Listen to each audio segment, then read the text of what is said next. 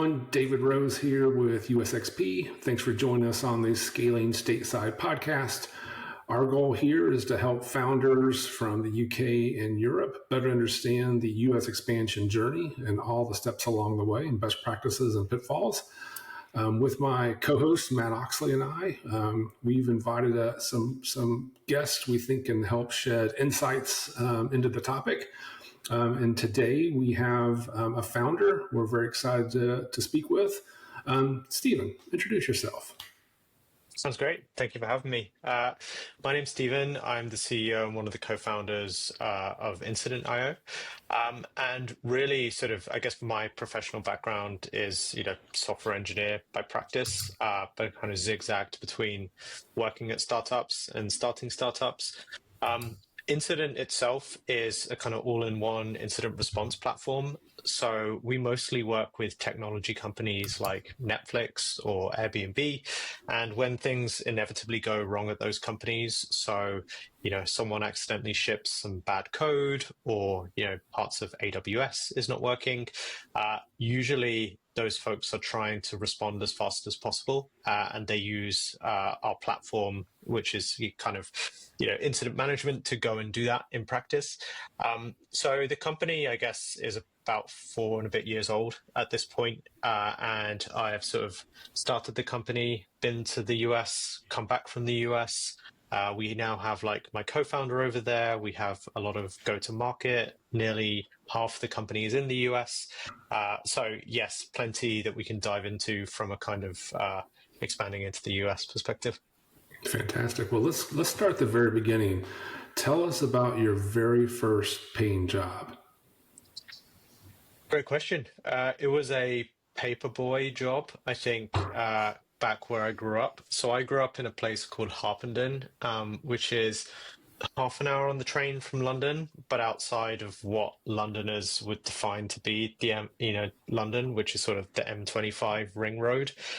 So I was it was kind of a place where you can see both roads and fields at the same time. So kind of suburbia. I did it. I remember you had to get up at 5 a.m. And I think I lasted for all of about 2 to 3 months. I actually managed to hand that job over to my mum, who loved getting up early anyway. And as a result, she was more than happy to sort of not disappoint the local guy at the shop who had taken a bet on me and given the job. So I managed to swap her in to do the job. And she is also the sort of mum that would definitely listen to this podcast as it comes out. So thank you very much, Mum. Appreciate you doing me a solid on the first paper round job. I'm glad you mastered the art of succession planning early. Absolutely. Or you can say, effective delegation, whatever your kind of a way of doing that is. But yeah, I just, I didn't fancy getting up at 5 a.m. in the morning to cycle in the rain to drop papers off. What can I say? I love it. I mean, my background is similar. It's I started with a paper round as well. So, very similar kind of foundational stories there. One of the things I'd love to just dig into, if I may, Stephen, is, from paper round all the way through to, where you are today. Can you kind of unpack that a little bit for us? Tell us the steps, the journeys. You said you've either worked for startups or been part of startups. Just going through that, so therefore the listeners can just understand your journey. Because I think this is a really interesting component of, how one becomes an entrepreneur and the success story that you've seen along the way. Yeah, absolutely. So I guess I went to university to study business management, and I would describe that as sort of a degree that, closes no doors, but also opens no doors as well. So you kind of learn a little bit about a bunch of different things. And I guess I was going along the kind of default trajectory that, graduates do in 2013, which is, I kind of want to work at, a bank or a consultancy or a professional services firm, because that's where, it's where the graduate starting salaries were the highest. And that kind of honestly isn't that true now if you compare it to software engineering jobs. But I sort of didn't feel that impassioned about it, but was kind of on a trajectory that felt sensible. I did an internship at Ernst & Young in the summer of my second year, and I didn't really enjoy it, honestly. It felt like, again, interns, a lot of it is just they're creating busy work to kind of, it's like an option to hire you as a person in a year or so. But none of the work was like kind of felt that tangible or real, because it wasn't really, that wasn't the point of it. So I didn't feel like that enthusiastic about going and doing that the following year. I then ended up sort of learning or like teaching myself how to code. And the background to that is that my brother, he sort of learned how to code at 12 or 13 years old, spent every waking minute sort of like writing software on his computer. So when I was, I'm 2 or 3 years younger than him, like when I was trying to learn as a 15-year-old or 16-year-old, he was so far ahead of me already that I think he didn't it wasn't the right, well, here's how you get started with your very first thing. He was already so far ahead. So I sort of tried a few times to learn to code, but never really made it happen in practice.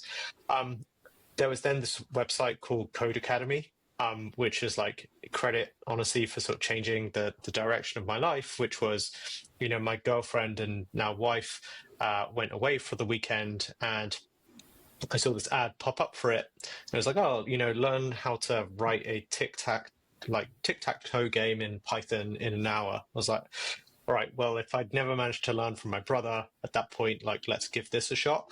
And then at that point, it was the like, oh, I actually really enjoy this. I haven't done any part of this in my degree or, kind of any of the university side, but it feels logical. It feels like I'm kind of stretching myself in ways that I didn't know how to do.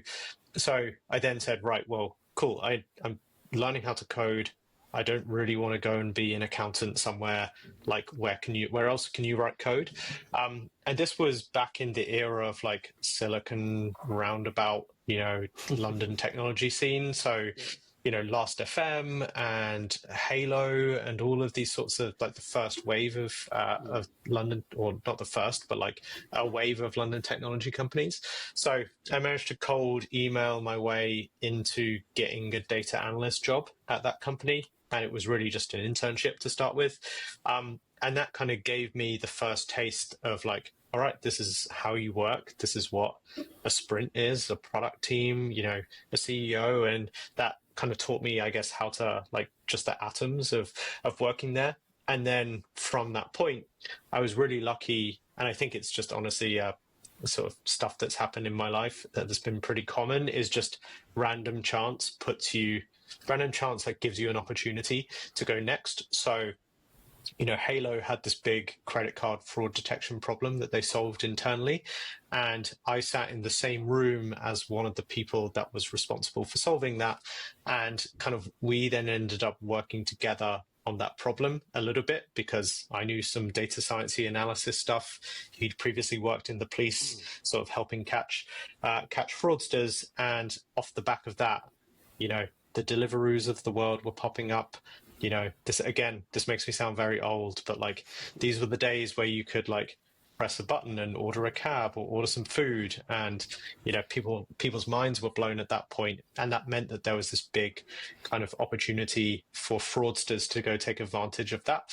So we ended up building a company called Ravelin off the back of that, and that was, I guess my first introduction to being at the start of a company where it didn't really feel that risky. It was like, oh, I work with these people. They seem smart. What's the worst that could possibly happen? But yeah, plenty happened sort of after that point. But I think happy to pause here and dive a bit deeper into anything if there's because that was the first point. That company went to the US as well. That's amazing. And how much of a kind of leap was it for you? Because I think, some people are very kind of risk averse. Some people are the other way. But I mean, going from maybe steadier kind of job to make that first leap, what was that like for you? Was it in your, because what you said about kind of your upbringing as well, I can only imagine that, everybody, you've got that entrepreneurial blood in you. So was that always there? Or was that kind of, you found the right people to then make that leap with? Yeah, I think it is honestly for a certain type of person, like a lot of the cost ends up just being like, basically, am I in the right job, or am I doing the right thing versus like a thing? Because again, this is the era where, like, if you're a software engineer, there were plenty of jobs for you, and as a result, you can afford to like look more towards like, am I in the right fit versus how am I going to pay the rent?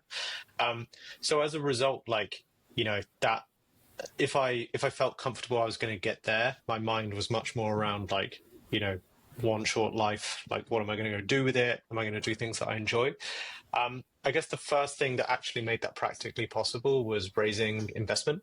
And again, this is back in 2013, like the seed rounds were much smaller those days. If you took money from a US VC firm, there was a sort of like, please tell us when you're going to pack up the London office and move it to San Francisco. And sort of a lot of the dynamics have changed since then, but we ended up raising sort of a seed round from Passion Capital. I think it was, £750,000 or something. And it's like, right, we can pay our rent, we can hire some smart people, and we can go make like a real go of this thing. And yeah, it was sort of fun. It was like the unexpected. We didn't know what would happen, but at the very least, if you go up Maslow's hierarchy, it would be like, warmth, food, security, and like, so all of the basics were then covered. And with all this stuff, it's, I guess I was just always interested in, I had always been interested in companies where like, or being in places where I could see the difference and the impact that I made with every hour that I put into the company. And I could see that at much bigger places, you might not even see the impact that you'd make in the company with every month that you put into the company or every quarter that you put into the company. And something very satisfying about, if you know that the risk is covered, that now every hour that you put in, the business changes and improves, and you've got a new customer because of it, or some new features possible because of that. So yeah, it felt sort of, as long as the downside risk was covered, to me, I would just spend a lot of time thinking about like, right, is this the right thing to be doing? And am I excited about what I'm going to go do next? And then you mentioned that was your first kind of foray into the US. Can you unpack that a little bit more with this organization? Yeah, so I guess, it was the same with Halo and with Ravelin, and honestly a bit with Monzo, is that a lot of these companies started by building really strong and solid UK businesses, and then they would sort of, try and go into the US from a remote point. And with Ravelin, like that's the kind of approach that we took. I wasn't super close, I didn't go there myself, or I wasn't super close to kind of rolling it out, but that was we already had competitors in the US there. So there was a company called Stateside that were doing a great job. And yeah, I felt like it was kind of instructive, and it felt like the business was pushing its way in the same way that Halo was sort of trying to like crack the US, and Monzo was also trying to crack the US. And that felt different to Incident, which is kind of where I am now, where our first customers came from the US. So it was like, right, I'm kind of being pulled into the US. So ultimately, like, it sort of put some effort in to go and make it happen, and the same with all the other ones, but it wasn't the kind of, I guess it wasn't like the home of the business or the center of gravity. That for a lot of the organizations I worked for, it always ended up feeling a bit more like Europe or the UK. So kind of, yeah, it was they put some time and effort into it, but they didn't quite get to the sort of US native style that I think some of their competitors managed to do. And do you put that down to, because what I'm picking up from you is that those first kind of like couple of businesses that you mentioned, it was going into the US was very much you were pushed versus pulled. Would that be a fair categorization, or would you speak about it differently? Yeah, I think so. So, for example, if you take Halo, like the premise behind Halo was it was an app designed by 3 black cab drivers and 3 tech entrepreneurs, where they said, right, we can see the way the future's going. Like, black cab drivers can be way happier, way more money, be way busier if people can book them on their phones. And that's a great place to sort of start with, in that, like, you know, direct experience, they know exactly what cabbies want. However, that's not a business view that translates as well to, you know, a New York City cab driver or a Tokyo cab driver and all of that side of the world. So I think those businesses ended up being, or like Halo ended up being, a bit more like of a kind of local mindset business, where you couldn't build it once, scale it infinitely to the rest of the world. And then, you know, obviously the Ubers of the world kind of came over and said, well, it's not really about cabs. It's about people that drive, that can be, you know, can also take you places. So there was sort of a mechanic that meant that, you know, that it was also another side of the world that made a difference. And then I think, honestly, another mechanic was probably the funding environment back then, which is, if you're a US company, you have 450 million people that you can go sell to instantly and pretty frictionlessly. You have much deeper pools of capital, especially in the B2B SaaS world. You generally have much deeper pools of talent in places like go-to-market. So there's kind of this like momentum effect, which is, it's actually incredibly hard to crack, I think, from the outside, if you're not feeling that market pull. And I think in general, you know, the Halos of the world side, I'm not trying to speak too negatively about them, by the way. It's more just, you know, I think it ends up being a lot more explained by like the demand for your product and some of the market dynamics than it is about exactly how you manage to do it, or like the will of the entrepreneur. It's like, I think even the best entrepreneurs in the world would have struggled to build an Uber-like business in the US, having started in London or some other place, because, you know, I feel like that would have been very challenging. Stephen, at Incident, have you found that product market fit is different in the UK versus the US or other territories for your product? Yeah, so I guess, you know, I'd worked at a B2C company at Halo, then a B2B company at Ravelin doing fraud detection. I then was at Monzo for 2 years, so a bank in the UK, where that is obviously B2C, and now I'm sort of back to B2B again. If I think about product market fit in the UK versus the US, I think what was different was that, you know, our product solves a pretty universal problem for people running software, which is that software breaks, you know, and it might not be very often, but it almost definitely breaks. And it breaks what you do when it breaks is actually pretty similar in companies in the UK, in the US, in Australia. You tend to try and get a group of people together and understand how you're going to fix it, and then you fix it and you communicate out with the world.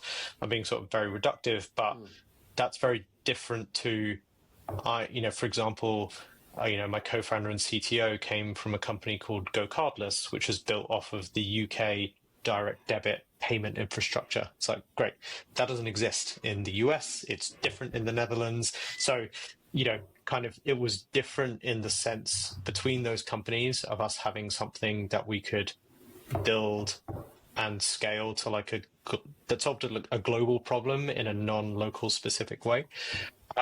If I think about what did product market fit feel like differently in the UK and the US, just felt like we had more US customers. And I think, honestly, you could just explain that by like, US is a bigger place, it has more companies. And if you had really the same level of product market fit, 2/3 to 3/4 of our market is from the US. So we felt very much more of a like, you know, and it kind of appeared in different ways. It's like, I was in London, it was during COVID lockdowns. It's like, oh, we keep staying up really late to do all these sales calls. You know, it's like, oh, because, you know, San Francisco is calling us and we have to stay up till 11 p.m.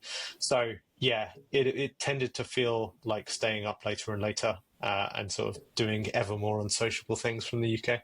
And take us through that kind of decision process from you guys staying up late, dealing with those kind of requests from San Francisco, all the way through to actually making a decision for you and the co-founders to set foot in the United States. What was that? Can you kind of break that down for us? Yeah, so the timeline of the business is, we kind of launched it as a bit of a side hustle in January 2021. We then, it went better than we expected. We got a lot of inbound demo requests, and we're like, right, okay, cool. We can probably make a real business of this thing. So we then went full time in the middle of 2021, and from that point onwards, it was 2/3 to 3/4 US customers coming to us. From mostly kind of just inbound demand channels. So as a result, it's like, okay, we know that we're kind of US native, and or at least from a sort of market, like a product perspective, like what do we actually want to do about it? And, one model is like do remote sales for the rest of your life. I think that doesn't really work, in that I think you'll struggle to match people on the time zones they want to be met. Yeah. B, I think there's all these little things like, do you use S's in your words versus Z's? Are you like an Inc. or a Corp? There's like plenty of those things, which I think, basically, I think we were always just very aware of the fact that, for many places in the world is sort of the US's satellite office, and like not the other way round. And as a result, there's kind of this gravitational pull back. So it felt like, if we have so much demand coming from here and people want us to be over there and be with them, it would be dumb for us to just not go do that. So then about a year after we started the company, we then built out our first New York office. It was a real sort of, it was a real like difficult decision, I think, picking between New York and San Francisco to start with, because it was essentially, coming out the back of COVID, and this was the pre-AI boom in San Francisco. San Francisco wasn't looking in such a great spot, and it was also, another 3 hours time difference. So we kind of took the bet on New York to start off with. And we started building out some go-to-market presence there. So this was, our first BDR team, some of our first account executives. And the kind of vision behind what we were doing was go build the home of go-to-market US native from effectively day one of the company. We went through ups and downs after that. We've now got most of our, people in the US sitting in San Francisco. So there's sort of other decisions that we've taken along the way, but it was ultimately driven by, I guess, A, verified market demand for the product, B, knowing that we don't want to leave the door open for some US native competitor, like the sort of halo to Uber. It's like, nope, let's go be the Uber of the space.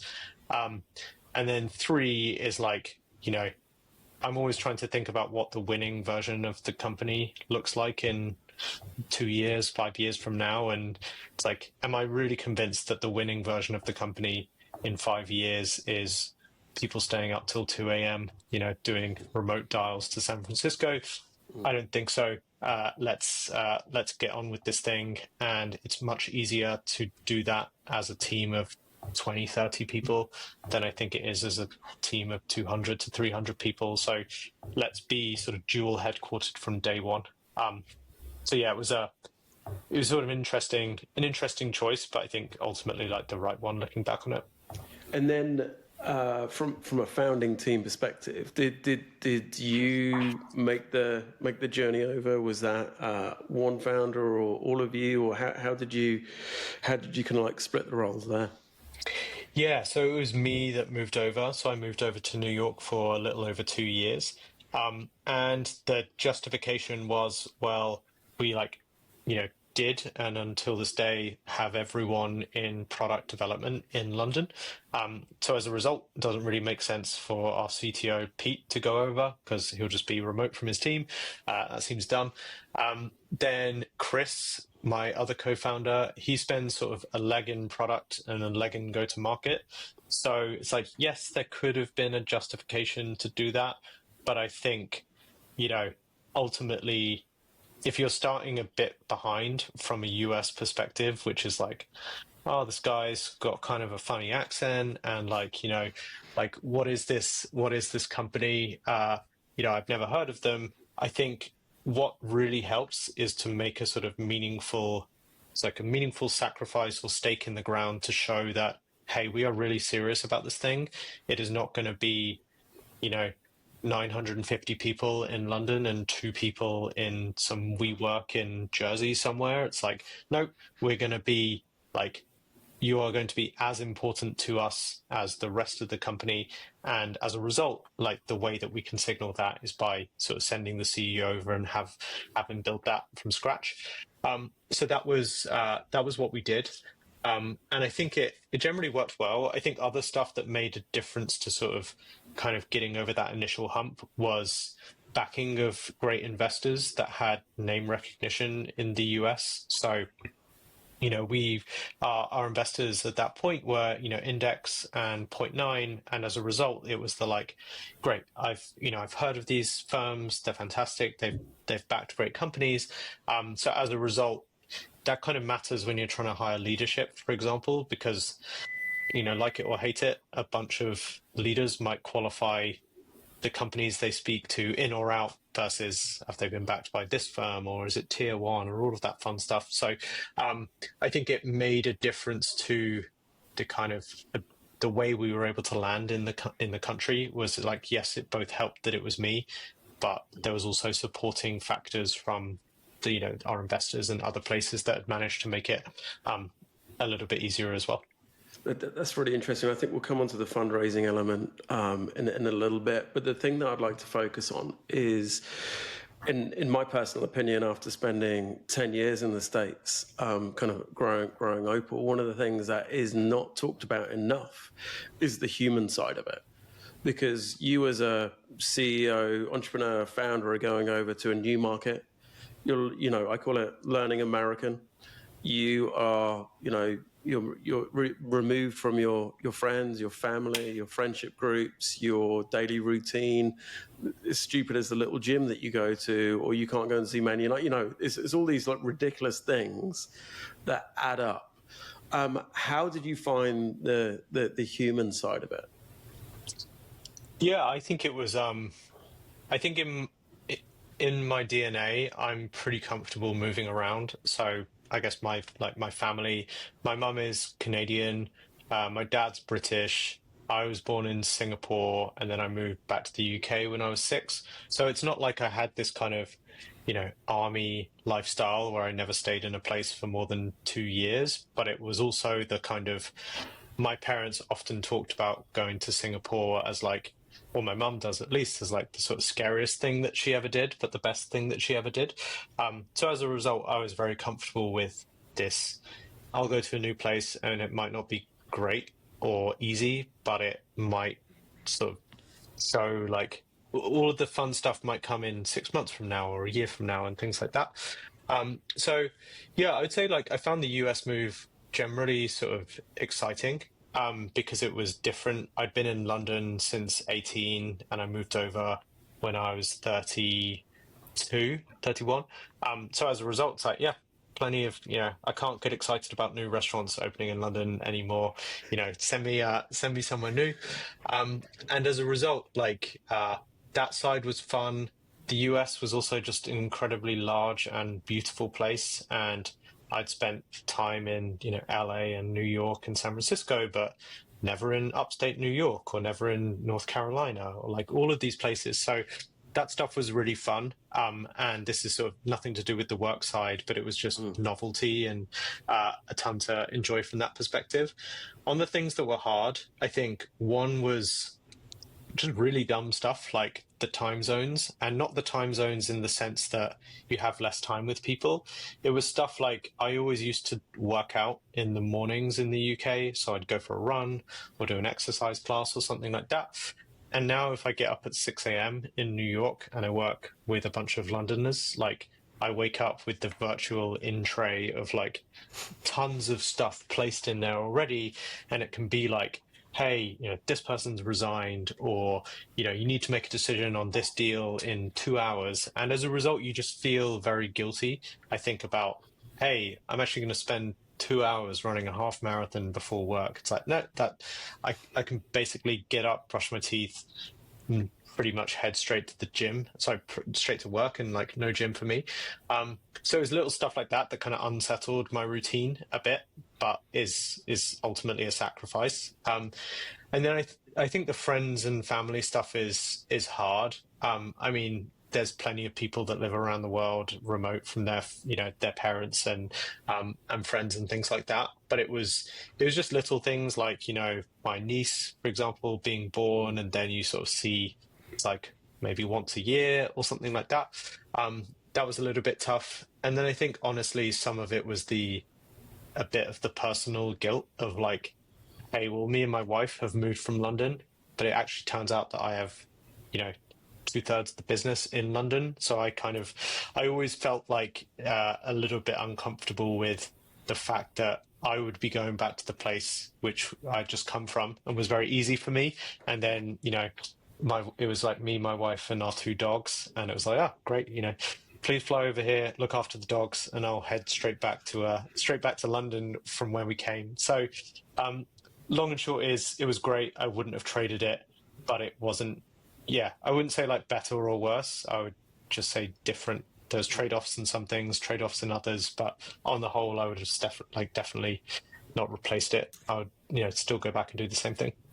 That's awesome. No, thanks for sharing that. And I think as part of this series, what we're trying to do is really speak about that human side, because I think there's pushes from people that you've taken investment from, the opportunity, everybody's spearheading towards that, but it is about what about the partner that's coming with me, what about the things that you're not taking. It is hard, and I think this is a great format to be kind of talking this through, so anybody that's listening is informed by it. Follow-on question from me, and then I'll hand it over to David, is very much about doing business in the US. So the professional side of that. I mean, I always talk about it as like how to learn American in sales calls. I had to, really understand, the NCAA basketball and March Madness brackets and everything like that. Because what that did, that replaced the conversations about the weather that you have in the UK. Because that's the first 5 minutes of a sales call. So how did you find it? How did you adapt professionally, and other things that kind of, lessons that you learned, or, things that were frustrating to you? Yeah, I think some of it was a bit easier for me, and that the people that we were selling to were kind of the people like me. They were, engineering, SRE, working in startups and scale up. So as a result, there was sort of still a bunch of shared connection around, we could talk about some things versus, I'm selling customer support or something that I didn't really know. If I think about like, for example, one thing that was more challenging at the start was interviewing folks and hiring the first team. And so that incident, I think we have a culture of broadly like authenticity and transparency, and was just like I describe it as like sort of taking the mask off. And this doesn't mean like bring your clown shoes to work style, like everyone joking around and like not taking things seriously. It's more just a general acceptance of like, yeah, we're kind of all humans, we're not great at some things, we're good at other things, and just trying to get an understanding for the shape of the person. And I think in the UK, people are sort of self-effacing often to like, extreme, which makes it hard to figure out if it's like, they might undercook something that's actually really impressive. I think in the US, it was really, really clear to me that just really, really good at having a very coherent story about like your life and your career and why you've made the decisions that you've made. Still same to this day. And I think that's a real strength. Like Americans should feel proud and like continue to do that.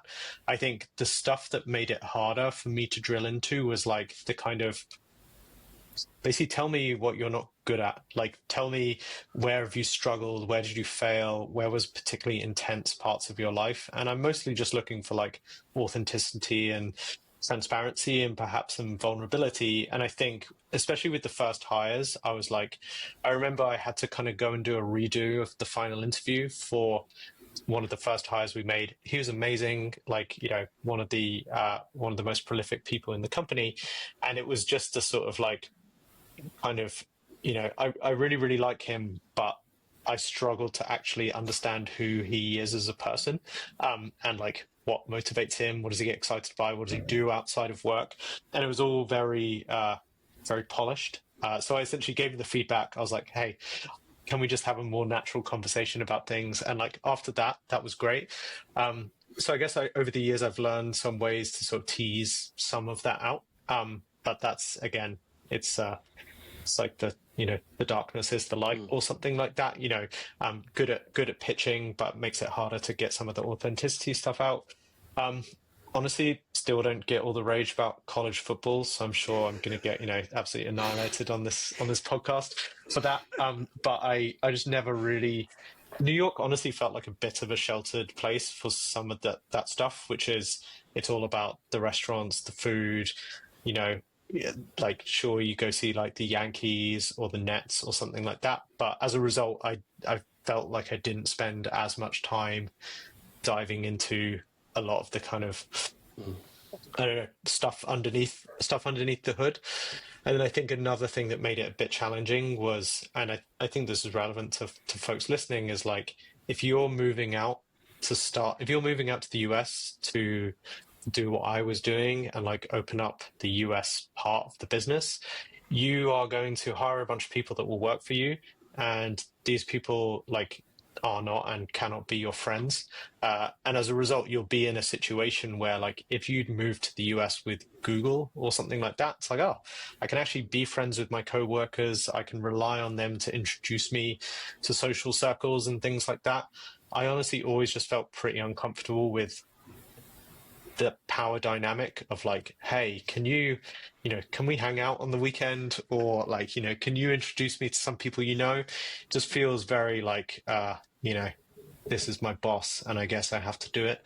So as a result, I think that was also one of the challenging things, was kind of navigating the fact that some way of moving, or like when you did move, you kind of had a bunch of the ways that you might build social networks a bit more cut off from you, because you hire some great people but couldn't treat them quite in the same way that you would for if you moved with Google or something like that. Stephen, since you were pretty early on in both the US and the UK, were there struggles or challenges in trying to keep a uniform company culture? You've talked about that term a few times. Very different markets, different time zones. Did you find that trying to have a uniform culture for the overall company was challenging? Yeah, we thought about it a lot, and I was honestly terrified about it, and thought it would be the thing that would break the company, because you had this kind of boogeyman of like, all right, engineer. We made it even harder. For example, by like, we would have both a US and a UK split, but then we would also have all of R&D in the UK, and then a lot of go-to-market in the US. So you're introducing a like cross-departmental split as well, and it honestly has been a lot better than I ever expected it would be. And I think that is partly to do with the type of people we hire, and then partly to do with the investment that we make in it. So if I take the people that we hire, it's generally, a bit more of the kind of authenticity, good communicators, high empathy individuals. So that means that, if you wake up at 6 o'clock in New York and you're bombarded by things, you kind of start with this kind of warmer, assuming good intent place, which I think helped. We made active investments in doing this. So first 15, 20 hires we made in the US, we flew them over to the UK at the start. We flew them over for like 2 months. That was a bit excessive. We didn't really need to do that. We then went to sort of 1 to 2 weeks.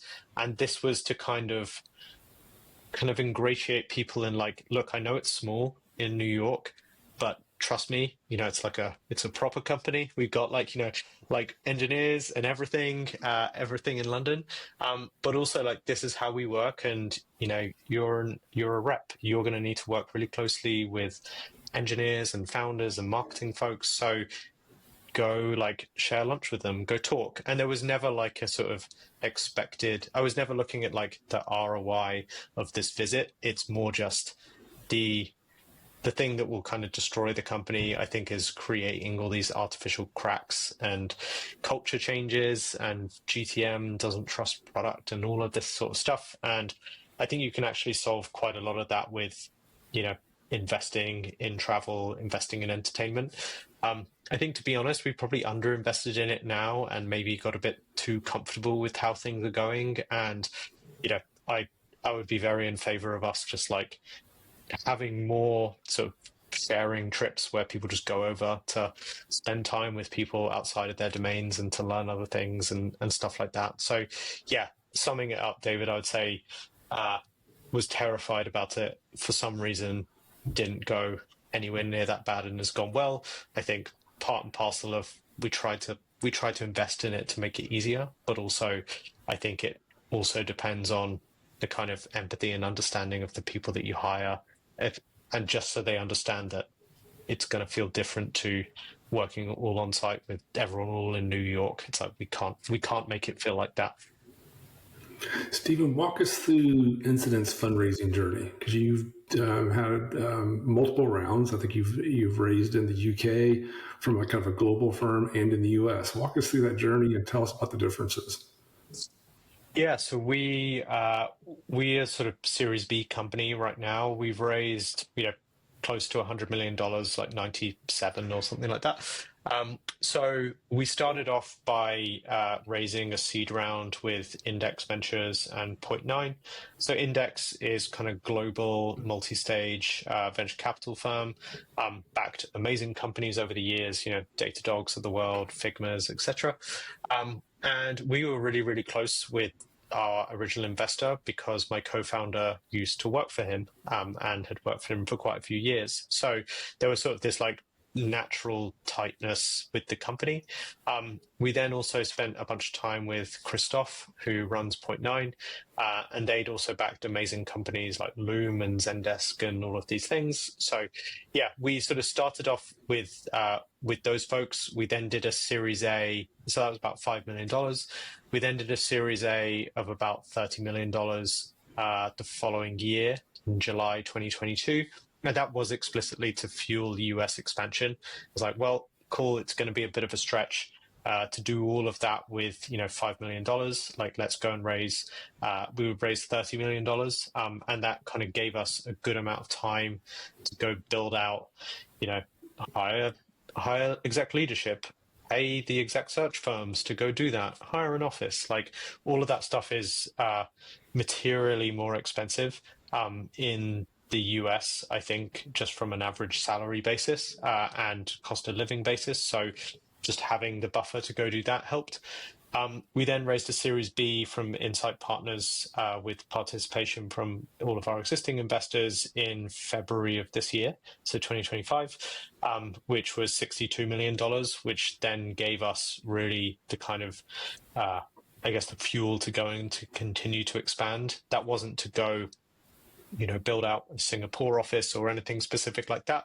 It was more just this thing seems to really have legs, like let's invest more into it. So now we work closely with all of our investors, and it's been sort of a nice blend of, like Insight is a slightly different shape to Index, for example. Insight also does private equity and, we'll do like larger ownership of companies, for example. So it's nice to sort of have a blend of different perspectives and kind of different shapes of firms as well. It's really common, I think, for companies in the UK to choose, for a variety of reasons, to raise later rounds in the US. What advice would you give a founder who maybe has raised early money in the UK and is thinking about, it'd be really great to raise our next round in the US? What are the things they need to know? What advice would you give them? Yeah, I guess I would question the premise, which is like sort of you can raise from US investors in the UK, and it depends the extent if you want like where does the brand mostly sit within the US, or am I in the US when I'm raising the capital? So for example, if you raise from the Sequoias of the world or the Indexes or the Accels, all of those folks have really large London presences. So you can feel very comfortable, and these people are, kind of readily available. And, it's not a It's not a person in a WeWork. It's material investment. If you're talking about firms that only have places out on, say, the West Coast or places like that, I just think it's, I would, I think it's probably going to be easier.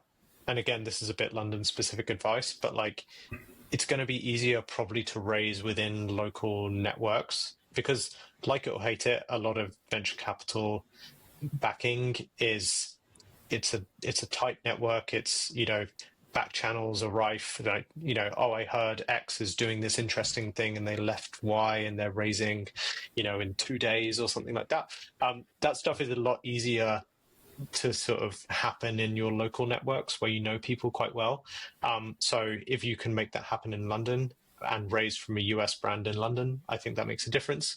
I guess my overall advice would be for sort of raising from like European, like if I just say UK only fund versus big US fund, I think if you're going to build a kind of fortress Europe, UK centric business, don't think it makes that much difference, honestly. Like, money is green. I don't think any particular advantage is going to come to you from raising from Kleiner Perkins versus, some other fund in London.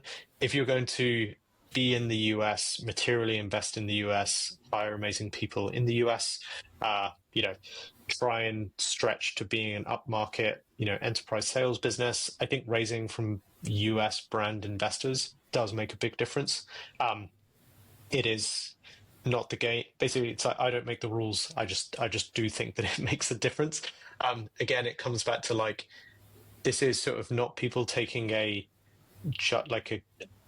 subjective judgment on you and your company. It's more the case of what I mentioned earlier, where like you'll be sort of ruled out of a great sales candidate's next job because they have 30 companies they're going to interview with, and they're just going to pick the ones that Sequoia and blah, blah, blah invested in. And as a result, I think, if you're in the US, raising from those VCs will sort of make you luckier, I guess, in like an invisible way. Certainly doesn't hurt. And from a just purely financial perspective, you'll get generally better valuations. And I would say a bit more of like a risk on mentality, but I think that is also starting to change as well. So yeah, if I had to sum all of it up, if you're going to be in the US, I'd get US investors on your cap table. That doesn't mean you have to raise in the US. And if they have presences in your local markets, I think that's the best place to start. Well, Stephen, as we wrap up, again, a lot of people are interested in making the same journey you already have. If you could do it all over again, like your incident has not launched in the US and you're going to go back and make that journey from the start, what would you do differently, or what advice would you give yourself, 3 years ago? Yes, I would. So we ended up switching the majority of our investment in sort of physical presence in the US from New York to San Francisco. And I think looking back with hindsight, I would have probably done that from day one. Because if, we work with your tech native, digital native sort of enterprises, they're disproportionately on the West Coast. So it would have been closer to customers.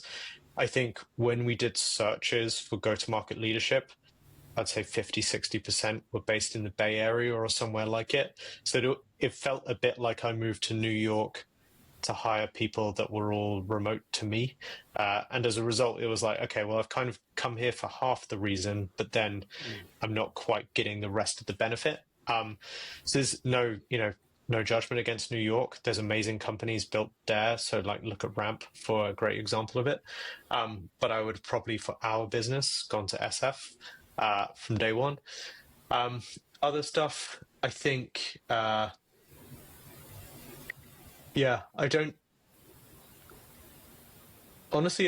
don't think anything else. There's stuff that we could have done, like we could have flipped the company into being like a Delaware incorporated company. We decided not to do that. It's made absolutely no difference from what I can tell. There's things we did around like salaries, and in general for the same role, you'll get paid more in the US. Like, some companies do this like global global level of things like that. I think on the whole, we took sort of a bunch of sensible decisions. But I think the main thing that we ended up sort of redoing was like, okay, turns out SF is actually a better choice for our business. So if I could cheat code and just skip to there, that's probably the one thing I'd pick. Great, Stephen. This has been really great. Thanks so much for making time to talk with us. Best of luck to you and Incident moving forward, and we hope to see you again soon. Thanks so much, Thank you for having me. Appreciate it.